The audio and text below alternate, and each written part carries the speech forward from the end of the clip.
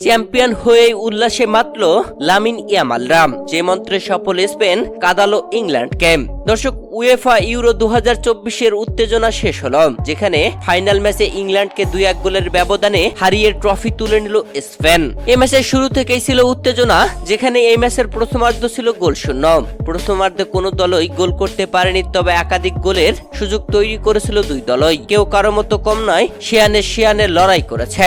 প্রথমার্ধে গোলশূন্য থাকলেও দ্বিতীয়ার্ধের শুরুতে এসেই নিকো উইলিয়ামস ম্যাচের 47তম মিনিটে গোল আদায় করে স্পেনকে 1-0 গোলে এগিয়ে নেয়। তবে সেই গোল মুহূর্তেই ম্যাচের 73তম মিনিটে গোল পামার পরিশোধ করে দেয়। 1-1 সমতায় থেকে খেলা চলছিল, তবে ম্যাচের 86তম মিনিটে মাইকেল অরজাবাল গোল করে দলকে 2-1 গোলের ব্যবধানে এগিয়ে নেয়। স্পেন এগিয়ে যায়, আর সেটা সময় থাকা সত্ত্বেও পরিশোধ করতে পারেনি ইংল্যান্ড। হ্যারি কেন ও জোর্জ বেলিংহাম দলকে যেন সমতায় ফেরাতে পারল না। শেষ পর্যন্ত স্পেনের কাছে কাঁদতে হলো ইংল্যান্ডকে। 2-1 গোলের ব্যবধানে জয় তুলে নিয়ে চ্যাম্পিয়ন হয়ে গেল স্পেন।